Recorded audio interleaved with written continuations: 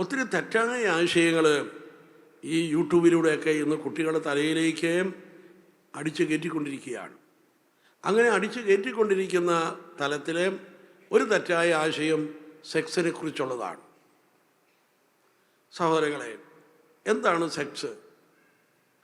പലരുടെയും വിചാരം സെക്സ് എന്ന് പറഞ്ഞാൽ ലൈംഗിക അവയവങ്ങൾ എന്നാണ് അവർ ധരിച്ചു വച്ചിരിക്കുന്നത്.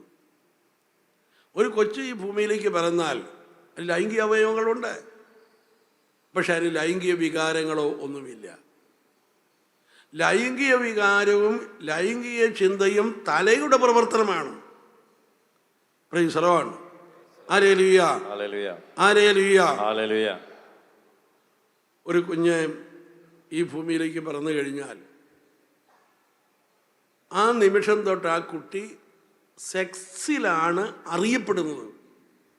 ഒന്നില്ലെങ്കിൽ അവൻ അല്ലെങ്കിൽ അവൾ ഉണ്ടോ, സെക്സിലാണ് അറിയപ്പെടുന്നത്. അപ്പോൾ ഒരു വ്യക്തിയുടെ സെക്സ് എന്ന് പറയുന്നത് ആ വ്യക്തിയെ മുഴുവനായിട്ട് പ്രതിദാനം ചെയ്യുന്നു. ഇനി വിവാഹത്തിൽ എന്താണ് നടക്കുക? വിവാഹത്തിൽ ഒരു വ്യക്തി തന്നെ തൻ്റെ ജീവിത പങ്കാളിക്ക് കൊടുക്കുന്നു. അങ്ങനെ തൻ്റെ ജീവിത പങ്കാളിക്ക് കൊടുക്കുന്നതിൻ്റെ ഒരു പ്രതീകമാണ് തന്നെ മുഴുവനായി പ്രതിദാനം ചെയ്യുന്ന തൻ്റെ സെക്സ് മറ്റേയാൾക്ക് പങ്കുവയ്ക്കുന്നു. അതിലൂടെ ഞാൻ എന്നെ മുഴുവനായി നിനക്ക് തരുന്നു എന്നാണ് ഇതിനർത്ഥം.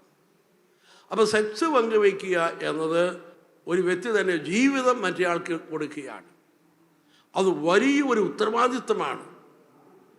Praise the Lord. നമുക്കറിയാം, എല്ലാ വ്യക്തികളുടെ ഉള്ളിലും സ്വന്തം ജീവിതം നിലനിർത്തുവാനുള്ള നൈസർഗികമായ വാസനയുണ്ട്. അപ്പം നീ നിൻ്റെ ജീവിതം മറ്റൊരാളുടെ കയ്യിൽ ഏൽപ്പിക്കുമ്പോൾ നീ 100 വട്ടം ആലോചിക്കണം, എൻ്റെ ജീവിതം ആ വ്യക്തിയുടെ കയ്യിൽ ഭദ്രമാണോ? അതുകൊണ്ടാണ് നൂറ്റാണ്ടുകളുടെ സംസ്കാരം നമുക്ക് പറഞ്ഞു തന്നിരിക്കുന്നത്, വിവാഹത്തിന് മുമ്പ് ഒരിക്കലും നീ സെക്സ് പങ്കുവയ്ക്കരുത്. വിവാഹമാകട്ടെ സമൂഹം അറിഞ്ഞ്, സമുദായം അറിഞ്ഞ്, ഗവൺമെൻറ് അറിഞ്ഞ് നിയമപരമായ ബാധ്യത ഉൾച്ചേർത്തിരിക്കുന്ന ഒന്നാണ്. കാരണം അതൊരു വലിയൊരു ഉത്തരവാദിത്വമാണ്. ഹല്ലേലൂയ. ഒന്ന് കൈയുയർത്തി കൈയടിച്ചേ.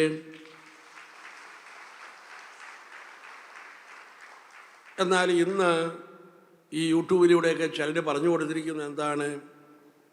അവർക്ക് വ്യക്തികളെ വേണ്ട, സെക്സ് തരുന്ന അല്പസമയത്ത് സന്തോഷം മാത്രം മതി, നിന്നെ വേണ്ട, ഉത്തരവാദിത്വം ഏറ്റെടുക്കാനൊന്നും തയ്യാറില്ല, നിന്റെ ജീവിതമൊന്നും ഇവിടെ വേണ്ട, സെക്സ് തരുന്ന അല്പം സന്തോഷം മാത്രം മതി. അങ്ങനെ സെക്സിനെയും നിന്റെ ജീവിതത്തെയും വേർതിരിക്കാൻ പറ്റുമോ? നിന്റെ ജീവിതം വേണ്ട, അല്പസമയത്ത് സെക്സ് മതി. അങ്ങനെ സെക്സിനെയും ജീവിതത്തെയും വേർതിരിക്കാൻ സാധിക്കുമോ? ഇതാണ് ചോദ്യം. അങ്ങനെ പറ്റുമെന്നാണ് പലരുടെയും തലയ്ക്കകത്ത് പറഞ്ഞു കൊടുത്തിരിക്കുന്നത്. ഹല്ലേലൂയ. നമുക്ക് നോക്കാം, അങ്ങനെ പറ്റുമോ? പരിഷ്കൃത രാജ്യമായാലും അപരിഷ്കൃത രാജ്യമായാലും വിദ്യാഭ്യാസം ഉണ്ടെങ്കിൽ ഇല്ലെങ്കിലും ഒരു വ്യക്തി തൻ്റെ സെക്സ് പങ്കുവെച്ചിട്ട് താൻ ഈ മേഖലയിൽ വഞ്ചിക്കപ്പെട്ടു എന്നെങ്ങാനും ഒരു ബോധമുണ്ടായാൽ ഉടനെ തന്നെ ആ വ്യക്തിയിലുണ്ടാകുന്ന ആദ്യത്തെ ചിന്ത എൻ്റെ ജീവിതം പോയി എന്നാണ്. ഉടനെ തന്നെ ആ വ്യക്തി ആത്മഹത്യക്ക് ശ്രമിക്കുന്നു, ചിലർ ജലം മുറിക്കുന്നു.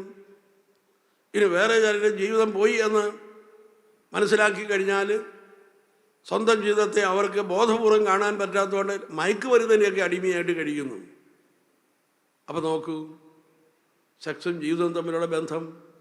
വെറും സെക്സ് പങ്കുവെച്ചിട്ട് ആ മേഖലയിൽ വഞ്ചിക്കപ്പെട്ടു എന്ന ചിന്ത ഈ ലോകത്തിൻ്റെ ഏത് കാലഘട്ടത്തിൽ എവിടെ ഉണ്ടായാലും ശരി, ആദ്യം അവരുടെ മനസ്സിലേക്ക് കടന്നു വരുന്നത് എൻ്റെ ജീവിതം പോയി എന്ന ചിന്തയാണ്. അപ്പോൾ സെക്സും ജീവിതവും തമ്മിലുള്ള ബന്ധം മനസ്സിലായല്ലോ. ഹല്ലേലൂയ.